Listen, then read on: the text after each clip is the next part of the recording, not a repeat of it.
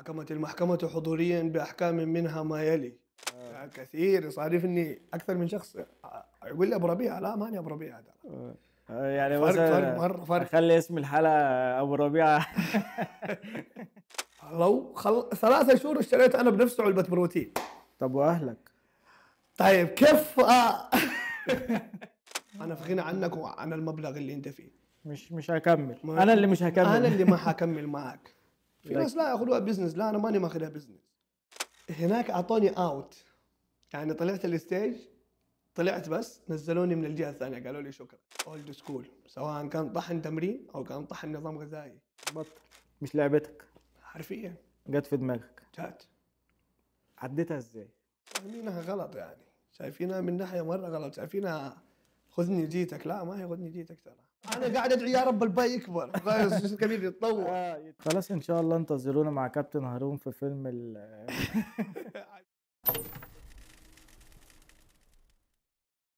صاحبي. هلا والله. عامل ايه يا هارون؟ والله بخير، أخبارك؟ اخبارك ايه؟ فرصة سعيدة. انا اسعد والله. تشرفت والله باللقاء احنا هذا. بقالنا قد ايه عايزين نصور الحلقه دي؟ والله من أول والله. بس انا من قبل ما اعمل حاجه على اليوتيوب أصلاً. أيوه. من بدايه كده انا قلت لك عندي ماركات يلا. وقلت لي يلا تعال بسم الله، يلا تكون بداية خير إن ان شاء شاء الله. الله ان شاء الله. يا رب. اول حاجه ابارك لك على الميداليه. الله يبارك فيك. خلي بالك انا ما رضيتش ابعت لك. انا عارف بتفرج على الستوري كده قلت لا مش هبعت له غير لما اشوفه. حبيب والله. واستناك تيجي ما بتجيش، استناك تيجي ما بتجيش. خليها بس تعرف تخلص بطولة تبى ترتاح كده، انت قاعد بس. والله انا عارف التعب اللي انت تعب بتعدي تعب بيه والله، بس الحمد لله انجاز كويس كان، مم. والقادم اعظم باذن الله. ان شاء الله إن شاء صح. الله لا بإذن لا الواحد انت الأحد. مجتهد والله يا رب. الله يسعدك يا بلبل يا حبيبي. طيب خلينا نبدأ كده. اول حاجة نعرفك عن الناس ونعرف الناس عليك. حلو. انت كابتن هارون، ده اللي انا اعرفه. اوكي. عرف الناس بقى بنفسك، انت كابتن بقالك كام سنة؟ طيب معكم اخوكم الصغير هارون ياسين السقاف، لاعب كمال السام. يعني قبل لا اصير مدرب لاعب كمال السام، هذه النقطة الأهم. يعني مع التطور والإنجاز الحمد لله صرت مدرب ودرست اللي هو في مجال كلاعب كمال السام 7 سنين، مدرب كمال السام 5 سنين ل4 سنين. يعني انت كنت لاعب الاول؟ بدأت لاعب كمال السام يعني لين لعبت أول بطولة 2018. أنا لاعب كمال السام. 2018. أيوة 2018 كان عمري وقتها 18 سنة. ما شاء الله. هذه أول بطولة شاركت فيها، وبعدها بدأت أدرس اللعبة. يعني تعمقت، حبيت اللعبة، درست اللعبة الحمد لله. صرت مدرب في تقريبا 2019 2020 قبل كورونا. كورونا طبعا. أيوه قبل كورونا بدأت في التدريب. وبعد كده أيوه خلاص انطلقت من هنا. كانت البداية لي كلاعب وكمدرب، الاثنين مع بعض، والحمد لله سوينا إنجازات طب انت قبل كده دخلت الجيم ازاي اصلا؟ دخلت صالة الحديد عرفتها ازاي؟ صالة الحديد. شوف دائما الأخ الصغير اللي يجي في البيت يعني يبغى يكون كبير ويبغى يكون قوي، دائما هذه تكون انت اصغر واحد؟ أنا أصغر واحد في البيت. يعني ما كان هذا الهدف الرئيسي. كنت ألعب كورة كمان. لعيب كورة؟ ألعب كورة ومركز ظهير يسار. أوه. وأشجع البلوز كمان كنت. لا شو ساوي؟ ده انت من زمان. فكنت ألعب كورة، وكان السبب لدخولي النادي إني أكون لاعب كورة وأهتم ببنيتي الجسمانية وصحتي. فترة تأهيل كانت. ما كنتش داخل لاعب كمال أجسام؟ لا ما كنتش داخل لاعب كمال أجسام. أيوه ما كنت داخل داخل. تلعب كورة داخل وعايز إنه هارون تهتم. لاعب كورة بيطور من نفسه عشان يلعب كورة. طب ووصلت كده ازاي؟ هذا كله بسبب كابتن خليل. هذا والله كابتن خليل. كابتن خليل غير المود كامل. طيب كيف رحت للنادي؟ كيف بقى؟ كيف رحت للنادي يوم جمعة. طبعا أنا كابتن خليل جاري في الحارة. جارك؟ جاري في الحارة وخيان يعني، وعلاقة بين أهلي وأهله، علاقة قوية. بس ما مالكش دعوة بالحديد؟ ما مرة يعني كنا نشوف بعض وسلام كيف الحال فقط. هو ما شاء الله تبارك الله من وقتها يلعب حديد يعني له فترة طويلة. فكان هو اقرب شخص يعني بعد الله اني اتوجه له انه انا بخش النادي. الكلام هذا كان يوم جمعه بعد صلاه جمعه في المسجد.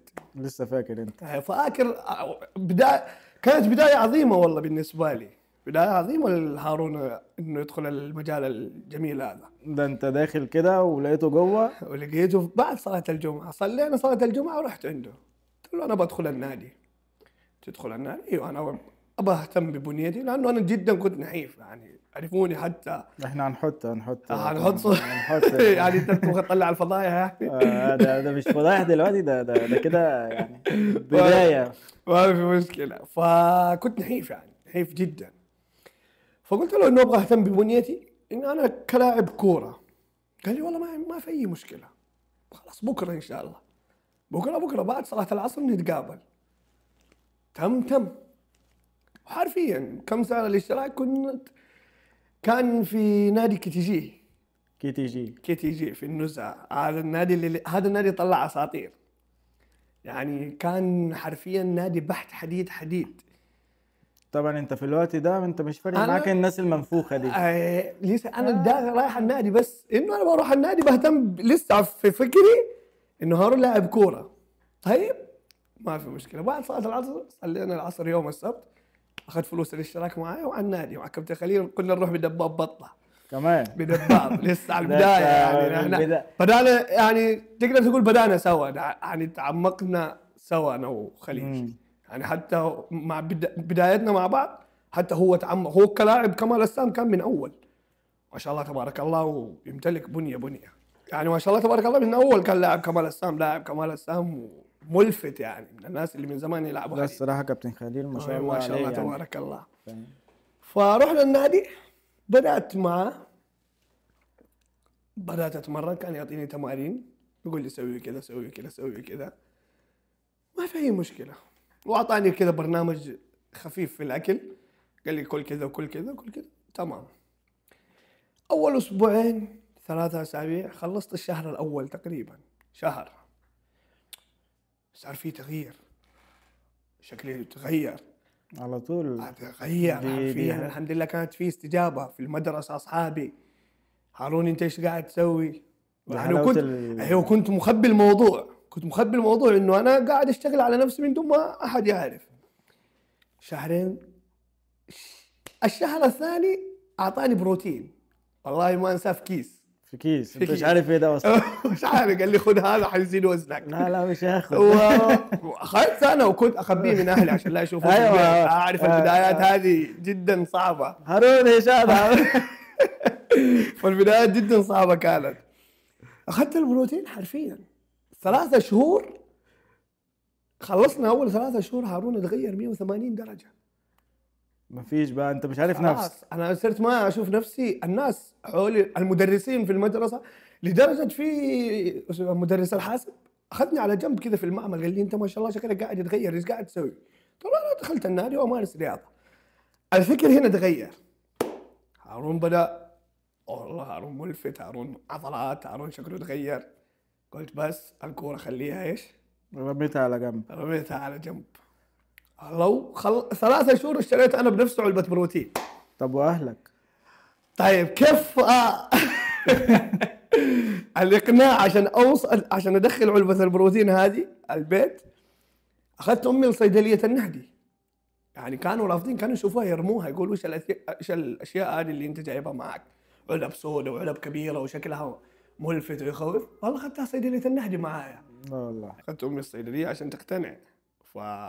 هي شايفه علب سودا علب سوداء وايش هالاشياء هذه، والولد بدا ايش بتاخذ انت، ايش ما بتاخذ؟ بتروح مني خلاص. فرحت الصيدليه معاه قلت لها شوفي هذا الدكتور اسالي. والله حرفيا انه سالت الدكتور، يعني الدكتور كان كويس الحمد لله انه فهمها الموضوع بطريقه انها استجابت لها، فوافقت. فكملت دعست بعدها، دعست حرفيا. يعني تقريبا بدات اتمرن، بدات في اللعبه الثانيه ثانوي. ثانية ثانوي يعني 2000 وكام عام؟ 2000. انا خريج 2017 2016. 2016 بدأ. 2016 بس ما كانت يعني ذيك البدايه اللي اسميها انطلاقه، لانه كانت تيجي فتره الاختبارات اقطع اوقف، ما اروح النادي، تجي فترات. ف 2016 2017 ما كانت بدايه، امم مره ما كانت بدايه، بس انه خلاص هارون اتعمق في اللعبه، يعني خلاص وقفت حاجه اسمها كوره، خلاص هارون بيركز انه بيصير لاعب كمال السام على طول. من دون اي خطط، يعني من دون اي تفكير انك انت حتصير لاعب كمال السام او انك بتشارك في بطولات. يعني انت تبقى لاعب كمال اجسام بس هتطلع ستيج ايش حيكون؟ ولا ما كان في تخطيط، يعني هذه من الله كده، تخطيط رباني، الله اختارني وحطني في الطريق. ما كنتش في دماغك مصر؟ ما كانش بدماغي. ثانية ثانوي ثالثة ثانوي كابتن خليل شارك في بطولة وحضرت البطولة معه، كانت في مكة هنا، بطولة دار الأيتام. امم شارك بطولة ورحت معه وشفت الأجواء. هنا هارون قرر انا داخل. أنا داخل، خلاص هنا أنا صرت مغرم حرفيا. كانت الأجواء جدا جميلة، يعني وأنا كنت أروح معاه النادي وأروح معاه التمرين، أشوف وش يسوي، أشوف نظامه الغذائي، وكان معاه مدرب، يعني هو كان مدربي وكان هو عليه مدرب. اه حبيت الجو جدا، والله اعطاني وعد قال لي باذن الله توصل، زي ما انا شاركت ستيج طلعت ستيج حتطلع ستيج انت كمان. هي الفكرة بقى في إيه؟ انت كنت شايفه، ما كانش في دماغك هو ليه بيعمل كده؟ طب هو ليه انا اللي معذب قاعد نفسه كده؟ هو لاعب كمال السام، يعني هو حب، يعني كابتن خليل هو اختار الطريق، بينما انا جيت صار الطريق لي. بس انت يعني شفته ومشيت وراه. شفت ومشيت، يعني كملت معاه، يعني كده هارون جاء وكمل. حرفيا حتى اصحابي كانوا يسالوني انت كيف مكمل او كيف اتعمقت، كيف وصلت. اتخرجت من المدرسه 2017 2018 اول بطوله شاركت فيها، اول بطولة. اول بطوله لي في جده، اول بطولة واول اول طلعة. بطوله، وكان لي فيها انجاز، اول بطوله اشارك فيها مركز ثالث، مركز ثالث حققت فيها او مركز ثالث. هنا خلاص، هنا هارون اقتنع انه هو ابي يصير لاعب كمال اجسام. انت مركز ثالث من اول مركز بطولة ثالث الحمد لله من اول بطوله. الحمد لله. فخلاص كده صرت انا مغرم في المجال ومغرم في الطريق ومغرم في كل حاجه. طيب انت بالنسبة اللي انت خلاص كده احنا وصلنا اللي انت حطيت رجلك على اول بطولة، حلو. ايه الحاجات اللي كانت بتقابلك في الاول صعبة ما كنتش بتقدر عليها او كانت بتعذبك؟ الصعوبات اللي قابلتك في الاول. والله يعني شوف، في ما اسميها صعوبه قد ما اسميك انها حب، يعني انت لما حتحب الحاجه حتضحي عشانها. امم يعني الحاجه الوحيده اللي كنت اعاني منها تقريبا الصرف المادي في اللعبه، لانه اللعبه تحتاج مبلغ، ها؟ تحتاج مبلغ، يعني تتكلم على مبلغ، يعني انا ما اذكر لك المبلغ، بس انه انت تحتاج انك عشان تكمل تحتاج مبلغ يعني، ونحن بنمشيها باقل الامكانيات، يعني باقل حاجه ممكن انت بتسويها. طيب يعني مثلا في التغذية. في التغذيه، في المكملات، في اشتراك النادي، هذه الاشياء كلها انت بتدفعها من حسابك الخاص. يومك يقف بكام مثلا؟ اليوم اليوم يعمل معاك كام؟ اليوم مش هنحسب اي حاجة تانية، اليوم بس واليوم كلاعب يعني كمال اجسام. والله تتكلم على انت لو تتكلم بس على الوجبه المفتوحه اللاعب كمال السام في اليوم 250 150 200 ريال. دي الوجبة هذه المفتوحة. الوجبه المفتوحه، يعني الوجبه المفتوحه تعتبر اقل حاجه، غير البرنامج الغذائي اللي انت ماشي عليه خلال اسبوعك. هو كده كده الدايت اغلى. اغلى بكثير، يعني انت الوجبه الصحيه بتاخذها ب 20 ريال. طيب مم. بتاخذ انت مثلا من المطعم 4 وجبات، 20 و20 و20 80 ريال انت بتصرفها يوميا، حتجيك مبلغ، هذا بس الاكل. فكانت هذه ما اسميها، ما اقول لك صعوبه، بس انه تقريبا انها تكلفه ده بالنسبة للحاجات المادية. الماديه، يعني انا بقى هذه تقريبا الصعوبه اللي بيعاني منها كل شخص بيبدا في اللعبه، او كل شخص حابب يتعمق في اللعبه اكثر. اللي هو انت لو معاك فلوس حتوصل هتوصل، اكيد.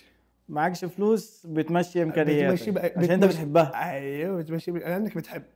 طب الحتة التانية بقى، ازاي قدرت اللي انت تواظب اللي انت هتعمل دايت كل يوم وهتاكل وجبة مفتوحة وتجبر نفسك على التمرين في الايام اللي انت اصلا مش طايق تقول لحد ازيك صباح الخير؟ الحب. الحب. الحب، الحاجه اللي تحبها حتسوي كل شيء عشانها ترى. انت حاطط هدف اولي. حطيت خلاص من البطولة الأولى، يعني من قررت أشارك في البطولة هذه حقت 2018 حرفيا ضحيت، يعني ضحيت في أشياء مرة كثير. ضحيت والله. طب انت اساسا لما كنت لاعب كان الجو بتاعك كده، كان اللايف ستايل بتاعك كده؟ لا لما كنت لايف ستايل او ما لسه ما وصلت لمرحله اني اشارك في بطوله كان الوضع عادي جدا. مش عايز تروح مش عايز تروح. اكل اللي ابغاه واسوي اللي ابغاه وانام متى ما ابغى بكيفي. لكن لما قررت اشارك في بطوله لا، هذا كله تغير من اول بطوله، حرفيا كله تغير من اول بطولة على من طول. اول بطوله كله تغير. انت السنة دي شاركت كام بطولة؟ 3 بطولات. هي كانت خطه انه نلعب 4 بطولات 5 بطولات، بس الله ما اراد في 2 ولعبت 3 بطولات. لعبت 3 بطولات. إيه. الأخيرة أنا أعرف اللي أنت ما شاء الله حقق. الأخيرة الحمد لله حققت فيها مركز ثالث. والتانيين أنا كنت بتفرج، بس أنت عارف الظروف عندنا هنا في الشغل. ما هي وصلت آه، يعني 3 بطولات الحمد لله. لعبت 3 بطولات. لعبت 3 بطولات. أول 2 ربنا ما وفقكش. السادس حققت فيهم. سادس. سادس إيه. يعني تعتبر ما أسميه مركز أو أسميه أوكي إنجاز لنفسي إنه أنا الحمد لله نزلت بشكل أفضل بنسخة أفضل، لكن ما كان طموح المركز مرة، ما كان الطموح. سادس ما هو هي كده طموح. كده يعني احنا بنتعلم من كل مرة بنغلط فيها. أكيد. فأنت كنت شايف النقطة فين اللي خليتك مثلا الحكم هنا هيديك سادس، الحكم هنا هيديك تالت؟ شوف، هي لعبة كمال السام مبنية على الآراء بمزاجي. تقريبا، تقدر تقول لعبة مزاجية، زي اللي المحبة من الله، تشوف شخص حبيته وشخص ما حبيته.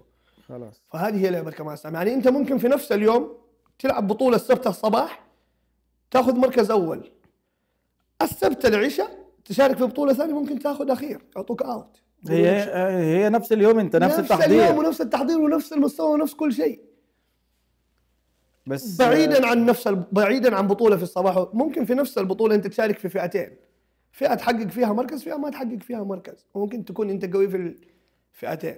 ممكن اصلا تكون حاطط الفئه اللي ما حققتش فيها مركز هي بتاعتك هي الاساسيه. بتاعتك انك تحقق فيها مركز، ما تحقق فيها الفئة الثانية اللي تشارك فيها تحقق فيها مركز. وحرفيا هذا صار مع كابتن خليل كمان، مع كابتن خليل. صار مع كابتن خليل. الفئه اللي حاططها هدفه ما لعبها، شارك في فئة ثانية، احترف، وصل لي كرت احتراف. برضه هي لعبه. فهي لعبة آراء. يعني أنت ممكن جمهورك، بعيدا عن الجمهور، ممكن كل الأشخاص اللي يشوفوك يقولوا أنت الأفضل، لكن بينما الحكم أنت ما عجبت الحكم فما حتاخذ المركز هذا. وده لا يعني انا كنت بسالك ايه الصعوبات وايه الحاجات اللي قدرت تتوجه عليها وازاي الروتين بيخليك تكمل، قلت لي الحب. الحب.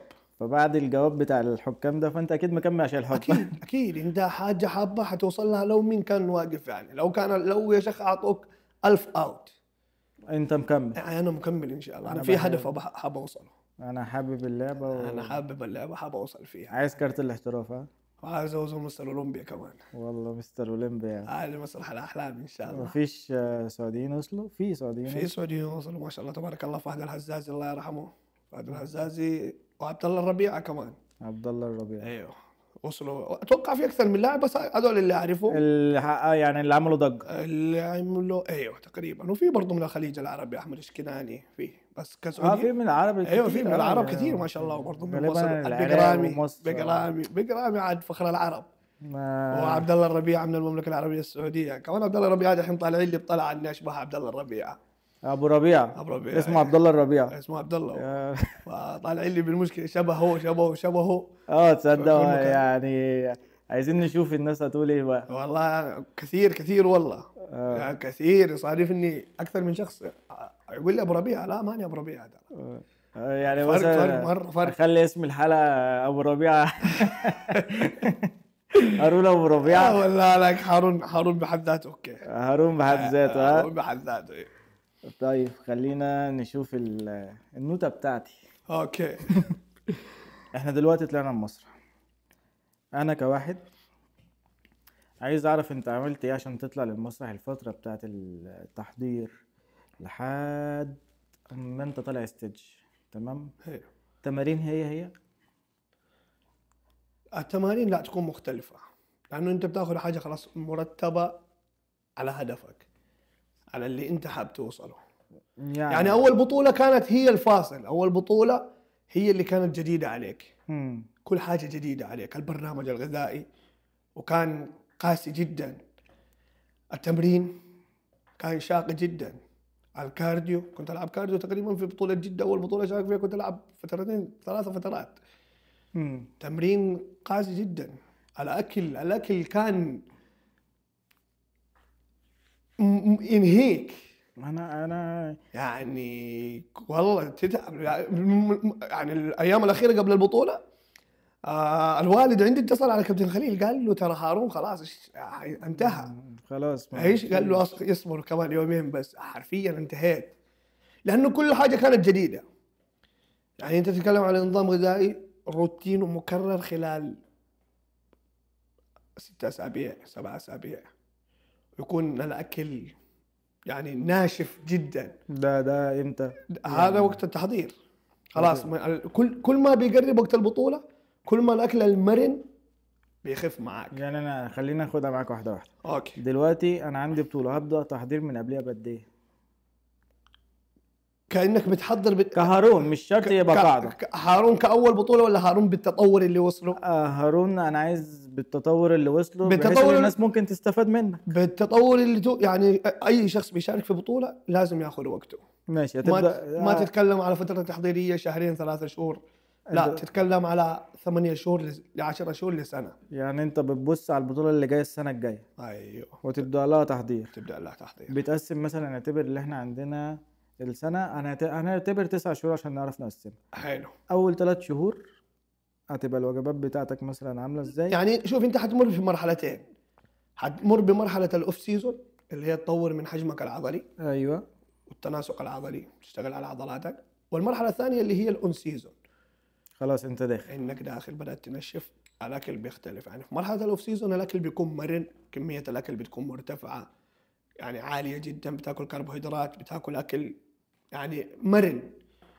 لكن كل ما بتقرب وقت البطوله الاكل هذا انت مره بيقل معك لدرجه انه الاكل بيصير واحد. يعني انت تتخيل تصحى من الصباح الله خير بتاكل لحم، بتاكل دجاج، على تاكل طول. السمك، سلمون. ده انت كده داخل على البطوله. انت خلاص داخل على البطوله. توصل لمرحله ما عاد في عندك اي كربوهيدرات. يعني انت بتاكل سلمون ومش عايز تاكل؟ مش عايز اكل سلمون. انت بتاكل الاكل عشان لا تموت. انت بس عارفين توصل للمرحله هذه بتاكل الاكل عشان لا تموت، عشان لا تنتهي، عشان لا تطيح، لا يغمى عليك. بص، انا دايما عارف اللي اصعب حاجه في الحياه الاكل. هي أكيد. شهوه. اكيد.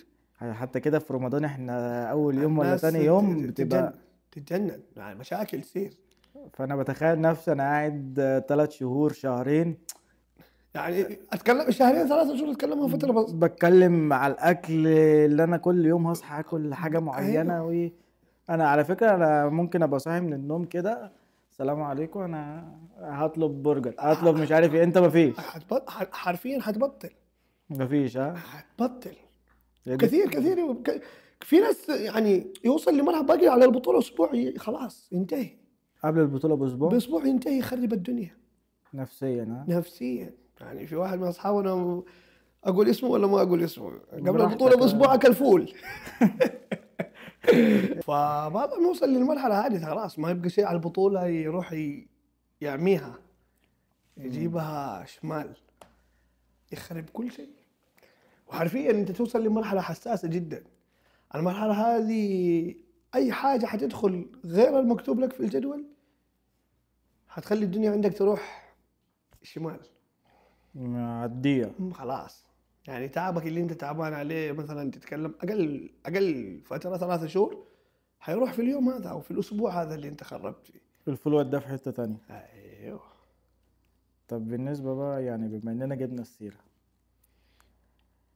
ده، يعني هو بعد مواظبه واكل واستمراريه وقبل البطوله باسبوع ياكل فول، اللي هو مش حاجه جامده يعني، هو عادي ممكن ياكله في اي وقت. النفس شهوه. انت تتكلم عن شهوه النفس. النفسيه بقى. نفسيه. انت الوقت هذاك بتشوف كل حاجه حلوه، كل حاجه بتشوفها حلوه. يعني انت متخيل، انا اقول لك الاكل اللي بناكله يعني الفتره هذه عشان لا تموت، فانت اي حاجه بتشوفها حلوه. حرفيا انت عارف نوصل لمرحله شايف الفلفل الرومي. الفلفل الرومي مم. يعني ما انت لو انت بتاكل اي حاجه ما حتدور في الفلفل الرومي، تاكله كانه تفاح كده خلاص. بس انت يلا خلص. فلفل رومي. فلفل يعني انا بتكلم لك على يعني يعتبر انه ما هو طعم اصلا، لكن انت تاكله وتتلذذ بيه. طب خلاص احنا وصلنا بقى عند قصة الاكل ونفسيتك وسيطرتك على الاكل والنفسية بتاعت الاكل. المسرح حرب. بقى، المسرح. وقبل المسرح الافكار اللي بتيجي في دماغك وانت خلاص، انت واقف شايف جنبك خلاص عضلات كلها، وانت طبعا عضلات، بس اكيد بيجيلك افكار في دماغك لحد ما تطلع على الستيج بتبقى عاملة ازاي؟ طيب من يوم تسجيلك يوم الميزان اللي نسميه يوم التسجيل يوم الميزان، وانت داخل شايف عضلات ماشية جنبك انت كلها. حتشوف هناك عضلات، وحتشوف مستويات، وحتشوف ناس. يعني انت وقتها لو ما اعطيت نفسك الثقة التامة، الثقة الكاملة لنفسك، ممكن تلف ترجع البيت. ده بيأثر، انا سمعت اللي ده بيأثر على شكل العضلات اكيد بجد. بيأثر على نفسيتك. بيقول لك لو خفت من حد جنبك على الستيج يأثر. اكيد. فانت لازم تكون مؤمن بنفسك، ايمان تام، ايمان تام عشان تكمل تلعب ثاني يوم. مؤمن بنفسك، ومؤمن بمدربك، ومؤمن يعني مؤمن اول شيء قبل كل شيء بالله. ثقة تامة في ربك، مؤمن ثم بمدربك وبنفسك. ده اول يوم التسجيل. هذا من يوم التسجيل. بعدين نمشي شوية بقى. تمام، نروح قدام يوم البطولة. طيب احلى شعور او احلى وقت للاعب كمال الاجسام من بعد الميزان، لانه هو محروم مثلا. يعني حنرجع لنقطة الاكل. شوف لعبة كمال الاجسام ترى اساسها الاكل، ترى هي ما فيش. هي اللي هو الاكل اللي بيتحكم في جسمك وبيتحكم في شكلك، يغيرك. يعني شفت أنا بتكلم لك على 3 ايام 4 ايام قبل الميزان بيوم الين يوم الستيج، انت تتكلم ترى شكلك بيتغير على طول. فمن بعد الميزان خلاص تبدا انت ترتاح. هناك يسمى اللود، هذه كثير ما يعرفوها. إنك تحميل. التحميل، تبدا تشحن جسمك، تاكل كربوهيدرات، تاكل مافن، تاكل مربى، تاكل اشياء تشوفها. يعني شفت الاشياء هذه اللي ناكلها الوقت هذا، على شعورها بس وقت الوقت هذاك حرفيا انت تكون في الجنه. هو كده كده يعني مثلا احنا عندنا في الالعاب التانية نسمي الكارب بنزين العضلات. اكيد. فما بالك بنزين. يعني انت بتتكلم على لعبه كمال الاجسام، لعبه معتمده على الاكل ب 70%، و20% للتمرين، او 15% للتمرين، و15% للراحه. 70% اكل. 70%. 70%. وصلنا اللي انت محمل وداخل بقى. ثاني يوم الستيج، هناك الشعور جدا مختلف. اوصف لي بقى يا معلم. والله شعور ما يوصف. لا انا بص، انا عايز الوصف من اول ايه طلعت السلمه. يعني شفت خلاص تبدا شايف اول يوم الاختبارات كيف قلبك يدق. وعايز تطلع تفتح أيوة. الكتاب تراجع تاني. تراجع، تاخذ معلومه وترجع تخش تراجع مع اصحابك في الاختبار. انت الوقت عليك زي كده خلاص. عايز بس ارجع اخد مجموعتين كمان. انا اموري تمام. تسال مدربك وضعه اوكي، تسال اللعيبه اللي وضعك. شعور جدا يعني رعب. شعور جدا جميل. بس رعب. رعب. شوف ما هو رعب والله، ما هو خوف. اوكي في ناس يعني من مشكله انه يطلع مقابله جمهور وكذا، بس حرفيا لما حتطلع اول من تحط رجلك في الستيج، تطلع على الستيج، الشعور هناك يختلف 180 درجه. يعني شفت انت حتكون من اول بطوله حتنزل، لسه انت ما رجعت البيت في البطوله، حتقول لي مدربك متى البطوله الثانيه، ابغى اطلع مره ثانيه. خلاص من الحماس، الشعور اللي تعيشه شعور ما ينوصف، ترى ما اقدر اوصف لك. طلعت الستيج. طلعت الستيج هناك الشعور ما ينوصف، ترى تكون طاير، ترى تكون طاير خلاص. الوقت هذاك يعني حتى الناس تحت ينادوا باسمك وكذا، انت عقلك في مكان ثاني، انت قاعد يعني على قولهم في شعور خلاص يعني موطي شكلك للحكم. انت واقف بتعرض قدام الحكام، وانت هناك عايش فوق لحالك. انت ما بتحطش دماغك مع حاجه. ايوه ما خلاص انت ما تطالع في احد، لا تطالع لا في اليمين ولا في اليسار. انت ونفسك. قالوا لك يمين حدوا في يمين، يسار يسار. انت شايف المسرح فاضي اصلا. المسرح فاضي، مفيش غيرك. خلاص انت الوقت هذاك انت ملك نفسك، عيش تعيش يا بشعور معلم. الملك، عيش استمتع، حرفيا شعور ما ينوصف والله. وبعد كده انت الوقفة على المسرح هنعرف اللي هي لو واقف في النص حاجة، لو واقف على الطرف حاجة، لو جابوك رقم. ايوه هي خلاص هناك لما هي بتبدأ تلف على كله ولا بيبقوا هو شوف معروفة؟ حتبدا في او هم اول ما حتطلعوا انتوا، اول شيء حيكون في عرض حر للاعب او لا، بطولات تخلوا اللاعب يعرض لحاله اول، بعد كده يخلوهم يعرضوا كلهم مع بعض وتبدا المقارنات. وتلف ايوه اللف. تبدا الفيلم يبداوا يقارنوا بين اللعيبه، ينادوا توب 10 توب 6 توب 3 توب 2. المنادية ازاي يعني؟ انا بنادي دلوقتي من فوق لتحت ولا من تحت لفوق؟ يعني بنادي من 10 ل 9 ل 8. هي ارقام، انتوا حتكون عليكم ارقام وحينادوكم بارقامكم. اول حاجة بيقولوا التوب 10. التوب 10 على حسب البطوله، تختلف البطولات، مم. يعني كل بطوله وبطوله تختلف في النداء. خلينا في اخر بطولة. اخر بطوله انت ابتديت، طلعنا انت طلعت على الستيج. كنا تسعة مشاركين في تسعة البطولة. بس. 9 كنا مشاركين في الطول الأول. مم. طلعنا خلونا نعرض أول شيء عرض حر. طبعا في آخر بطولة أنا كنت أوف، مستني رقمك. شعور ثاني يعني، حرفيا كانت آخر بطولة بين أرضي وجمهوري. يعني أنا من يوم ما دخلت الستيج، أنت لو سمعت الجمهور العيال الشباب هارون حماس يعني، فوزرت أقول للعيال يلا زيدوا. وانت جاي من بطولتين وانت متضايق يعني انت جاي اصلا. من بطولتين نفسيتك، بس انت لازم تتخطى، يعني تتخطى عشان تكمل. والله انت بتقول يعني لو على انا مثلا خدت بطولتين كده مضايقني، ممكن ما كنتش اشارك التالتة. ممكن من اول بطوله تبطل تقول ما عاد بكمل حرفيا. لكن انا اتظلمت اقول لك مثلا الحب اللي هو. الحب الحب. ما هي مشكله لما تحب. يعني مثلا اول بطولة اتظلمت، طب تاني بطولة ما خدتهاش، لا خلاص انا مش مكمل. لا انت استمريت، قررت هكمل. 2022 برضو لعبت 3 بطولات. مم. لعبت في الشرقيه حققت خامس، ولعبت في الرياض بطوله دوليه على مستوى دولي اللي هي سعودي كلاسيك وحققت المركز الرابع. مم. بعدها كانت في بطوله المملكه. بطوله المملكه هذه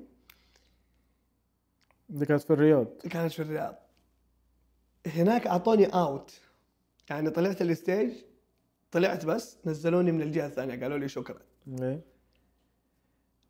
خلاص يعني ما نادوك في ما كنت من التوب. طلعنا وشكرا، عرضنا العرض الاول، بس العرض الاول من العرض الاول نزلت من الجهه الثانيه وخلاص. فهذيك البطوله كانت زي كيف اقول لك، لما شايف لما واحد يجي يعطيك كف ويقول لك لا تبكي، كانت زي كذا البطوله هذيك.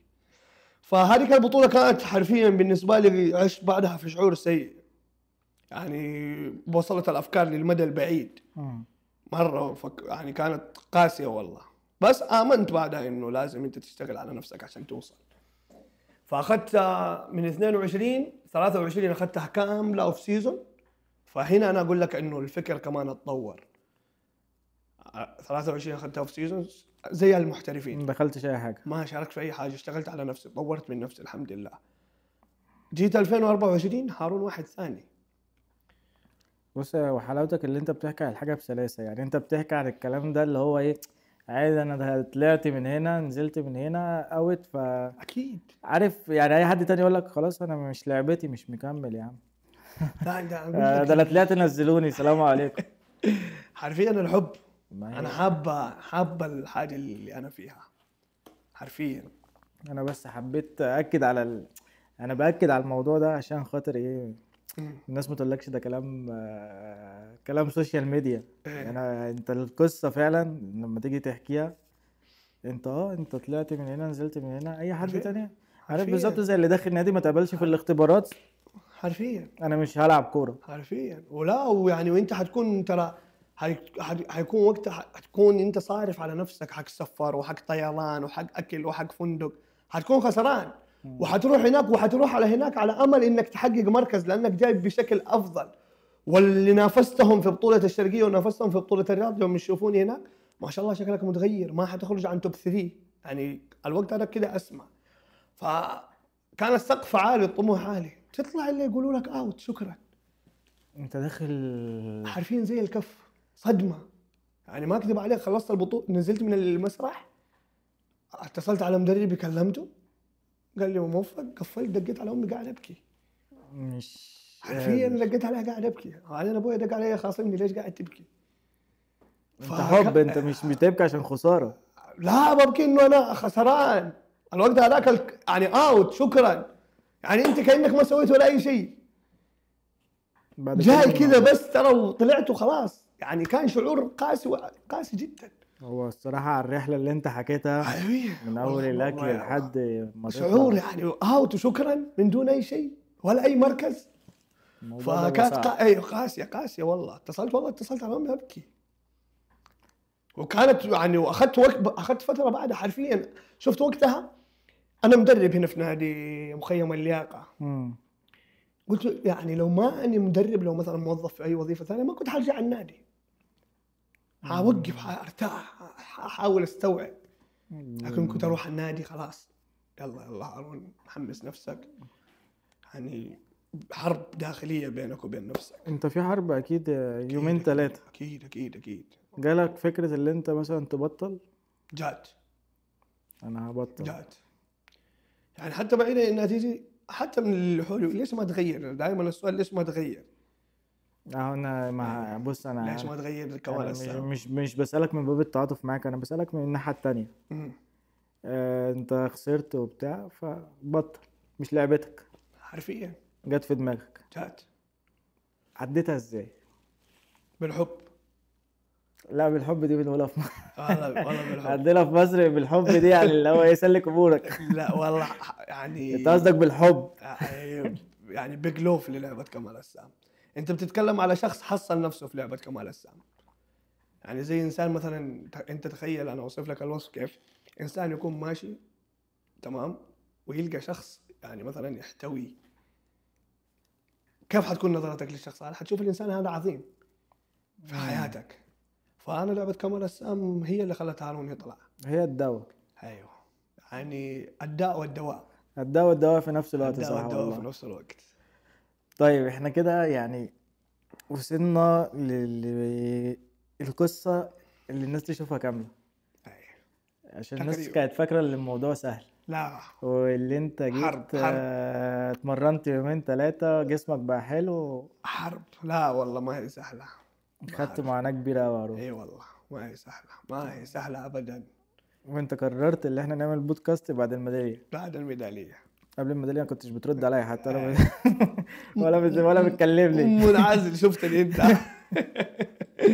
فحرفيا لا حرب والله. والله لا. يعني شفت لعبة كمال السام ترى تحطها في كفة الحال، والالعاب الرياضية كلها في كفة الحال.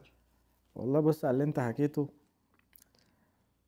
ده، بالنسبة لك انت اساسا لعبة كمال الاجسام، انت ممكن تعمل جيم مكان اوضة النوم. حرفيا انا اقول لك يعني السؤال فين رايح النادي، من فين جاي من النادي. هذه هي حياتي باختصار، اختصر لك اياها. عن حب، صلاة ونادي وبيت بس ده عشان هارون بيحب لعبة كمال الاجسام. هارون لاعب كمال السام. لكن لو ما بتحبش اللعبة مش لازم، ما حتسوي لا ما حتكون كذا ابدا. يعني مش هتعمل كل ده. كثيرين يروحوا النادي يتمرنوا بس ماخذينها مثلا لايف ستايل، يهتم بشكله يهتم بصحته فقط لا غير. لكن انت لو تبغى تصير لاعب كمال اجسام حتضحي باشياء مره كثير صعبه جدا. وكل اللعيبة كده ولا؟ تقريبا ممكن في ناس اشد مني كمان، يعني الناس حرفيا كيك اوت من اول واحدة حرفيا في ناس اشد، في ناس بتضحي باكثر ممكن من اللي هارون ضحى فيه. تفتكر اللي حببك في اللعبة اول بطولة ولا كان ليك قدوة؟ الشخص اللي دخلني اللعبه، اللي دخلك اللعبة كابتن خليل. كابتن خليل، يعني هو فضله القدوة. بعد الله كبير، وهو القدوة. يعني انت لحد دلوقتي هو كابتن خليل رقم واحد. يعني كابتن خليل ما ينوصف في سواء في حياتي التدريبية أو في الحياة اللي هارون عايشها. حرفيا هو يعني بفضل له إنه هارون طلع في المجال هذا في كمال السام. وبعد كل بطولة هو اللي أكيد أنا إلى الآن ما ليه دور في اللي هو يرجعك تاني، ولا انت من جواك؟ أكيد وما يحب يتكلم كثير. كلمة واحدة يقول لك إيه وأنت لازم تحط الكلمة دي في بالك بس خلاص، ما تعيدش الكلام تاني. مرة. طب بما انك بقى بقيت مدرب،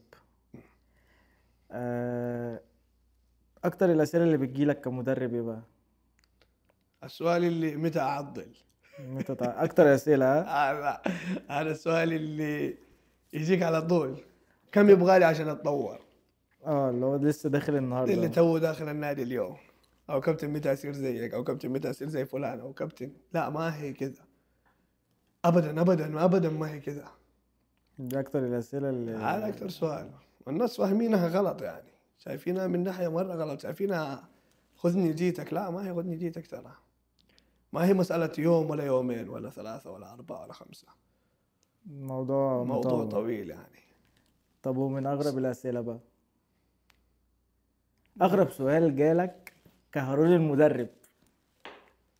والله في اسئله غريبه كثير جات، يعني زي الاسئله اللي كابتن انا ابغى بس العضله الفلانيه تطلع، يعني ابغى صدري يكبر والباي صدر يكبر والباي بس، مش عايز حاجه تاني. ما هو يعني ما يبغى عضلات ثانيه، يبغى صدر ويبغى الباي ويبغى سكس باك.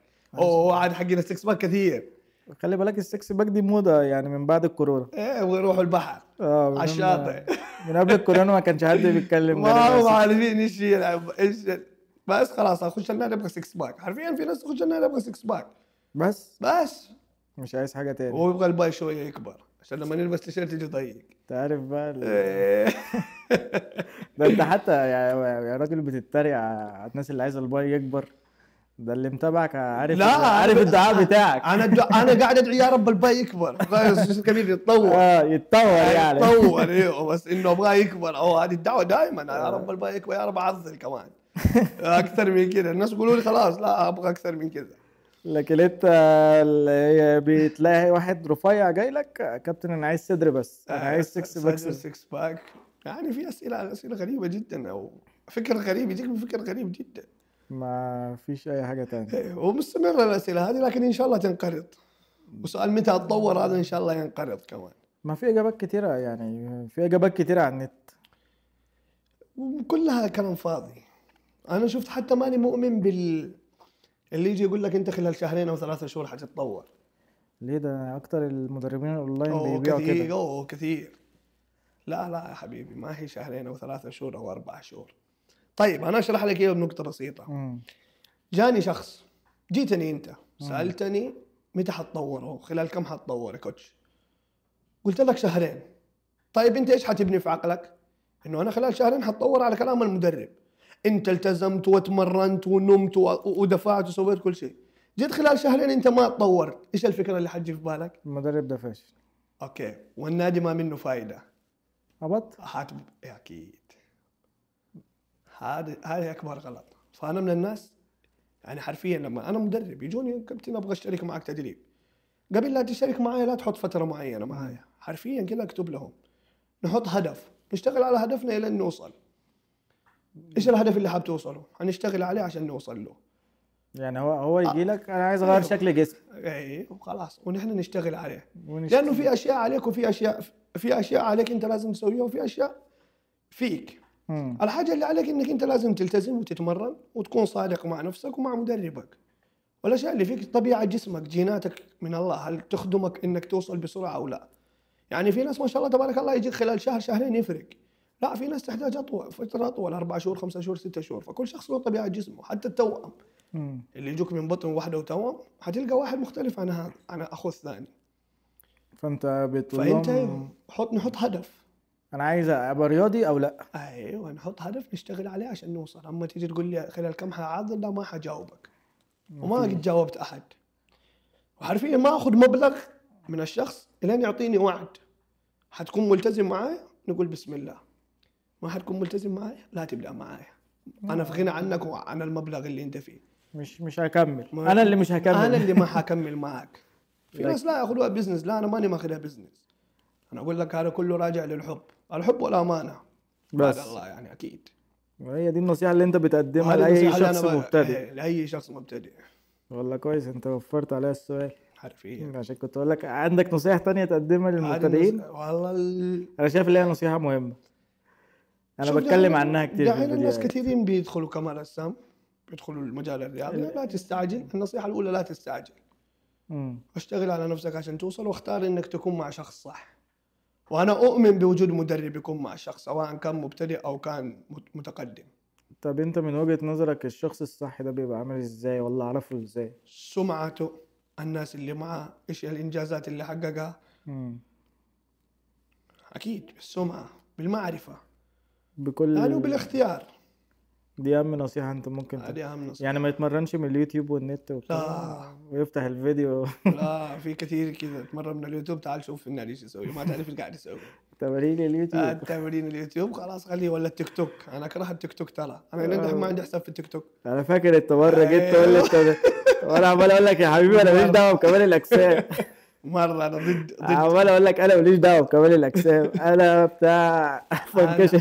انا ضد التيك توك واليوتيوب. انا مؤمن بوجود شخص يوجهني. انت على طول التيك توك عقدك من التمارين. التيك توك ما عندي، ما عندكش اصلا. ما عندي حساب فيه اصلا. بس هو مش بنعمله عشان خاطر انت متعقد ولا لا. انا ما عملته اساسا اصلا. خلي بالك انا كنت مع القناة، بص انا كنت مع الموضوع ده وما كانش عندي تيك توك والله. حلو. وحتى التيك توك بتاع البرايفت انا قافله، حلو. مش فاتحه. بس هو دلوقتي احنا غصب عننا شوف كثيرين. في عصر التطور والسوشيال ميديا. اكيد، وكثيرين يقولوا لي افتح حساب في التيك توك، لا. انا قافل كل النوتيفيكيشن، يعني يعني انت لو بعت لي انستجرام سناب اي حاجه ما يجيليش، لازم انا افتح واخش واشوف مين بعت لي. بس غير كده انا بفتح انزل اللي انا عايزه مم. واقفل. بس. يعني انا عامل القاعده دي مم. حتى لا لو. لا، انا معك في انا معك في الانستغرام وفي السناب، وحساباتي مفتوحه. امم لكن تيك توك والحسابات الثانيه عايزين لا عايزين لا. عايزين نعمل كده عشان تحط سنابك هنا. اعمل لي كده يعني، شوف سنابك عايز يتحط فين وانستجرامك فين عشان والله. اعمل صباع كده وصباع كده. سلام اعمل كبير. لي مالكش انت في السوشيال ميديا بقى. مرة معلش تعود بقى، اعمل لي كده ولا هروح منزل ايوه سنابك بس لا، كده. الله حتى ما اعرفها. هنحط حسابات الكابتن هارون سناب وانستجرام، وانت الكابتن هارون برضه الانستجرام عايزين نظبطه. باذن الله. السناب هو متظبط خلاص، انا في طبيعي. السناب على طول موجود.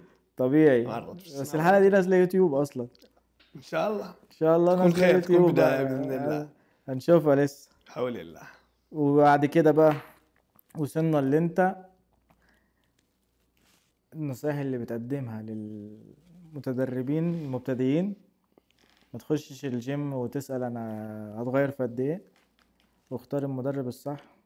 اختار مدرب وابعد عن تمارين اليوتيوب والتيك توك. اكيد. دي اهم هذه نصايح اهم بالنسبة لي. 3 نصائح باختصار. وعشان ما يتصابش.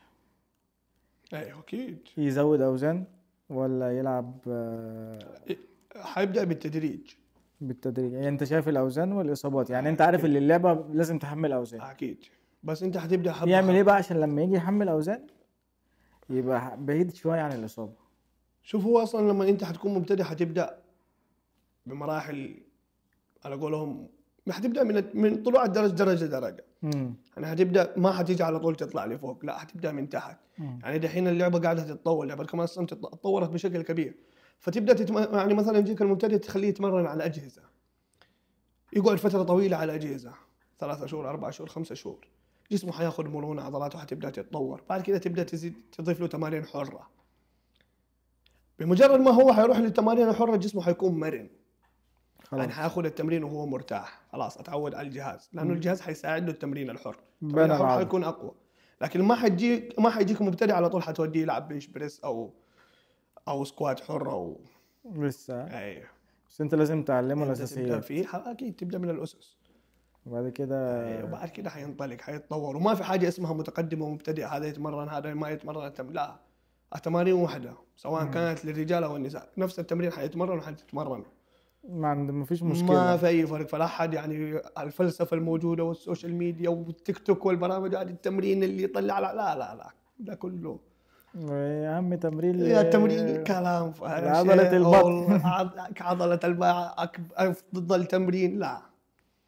مفيش. في اسس في اللعبه.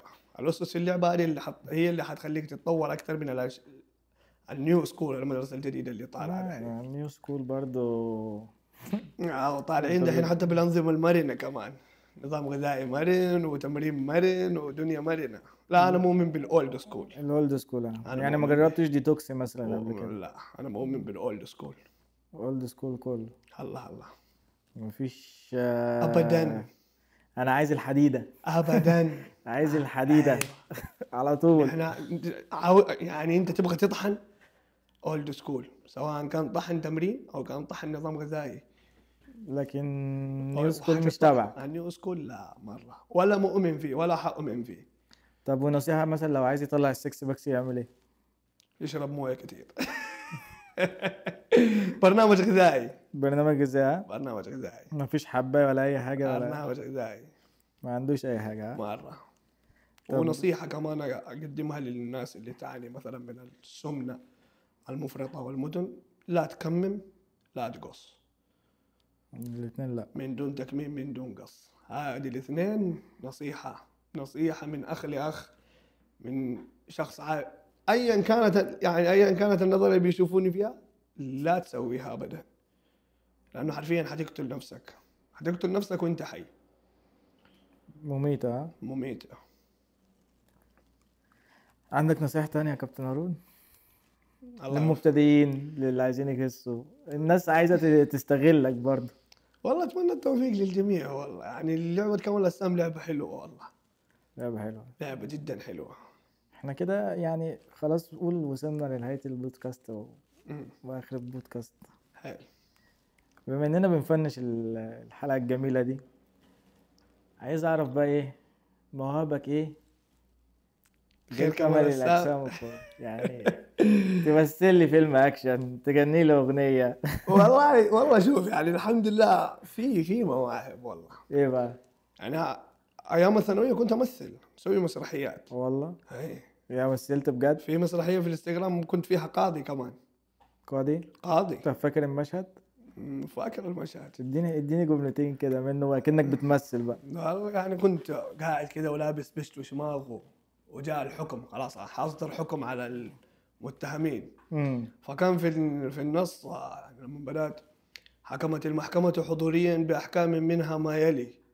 انت إيه، انا كنت القاضي. يعني كان قدامك مين بقى؟ كان قدامي في متهمين. كانت القضية على السوشيال ميديا، يعني قضية خلف الستار، ماشي. على الحسابات السناب تيك توك. كانت يعني طب انا همثل معاك، انا المتهم. حلو. انا هو انت المتهم. حتسمع كانت يعني بشكل كامل كده ما حكون حافظها، بس انه اجيب لك هي ونحطها كده عشان لو مثلا قضية لا خلف لا، انت الستار هتمثل انا دلوقتي المتهم. لا دحين دحين ايوه. خلاص. دحين الفكر كله صار كمال السلام. اقول لك نلعب باي. الحركه انت هذه بس الحركه هذه خلاص حركه تمرين. بنفنش بعيد عن كمال الاجسام. بنفنش.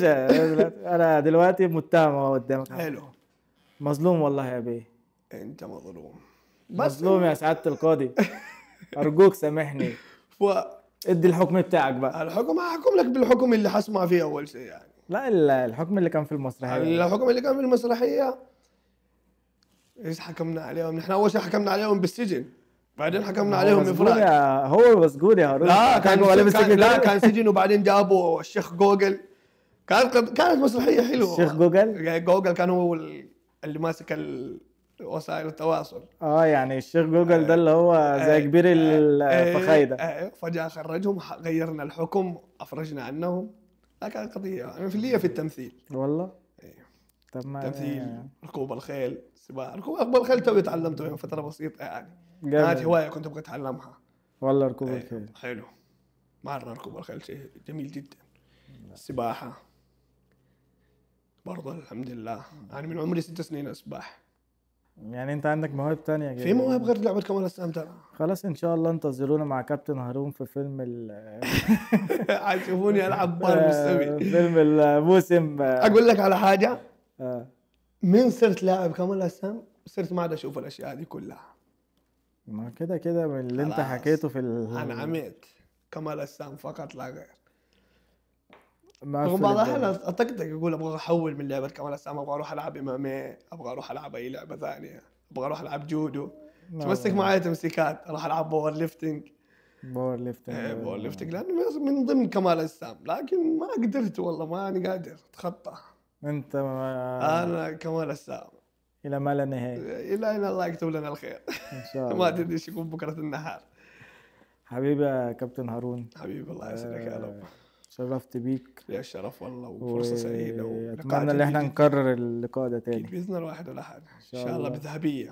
بكارت الاحتراف الذهبي وذهبيه باذن الله. ان شاء الله. حول الواحد على احد ان شاء الله، وتسمع بي وصلت مستر اولمبيا ان شاء الله يا عاجلا صاحبي. غير عاجل ان شاء الله يا رب. حبيبي دعواتكم ان شاء الله توصل، وكلكم ان شاء الله تدعوا الكابتن هارون يا رب، واتمنى يا التوفيق رب الباي يكبر، ويا أيوه. رب يعدل، يا رب ويا رب يوصل مستر يا اولمبيا. رب كذا خلاص كارت اموري طيبه خلاص كده والله. وانت انت اذا وصلت مستر اولمبيا خلاص حتكون محترف وحتكون معضل وبايك كبر وكل شيء بمجرد وصولك لمستر اولمبيا. بس خلاص بس بس واتمنى التوفيق للجميع والله. يا رب يا حبيبي. الله يسعدك يا رب. السلام عليكم. سلام.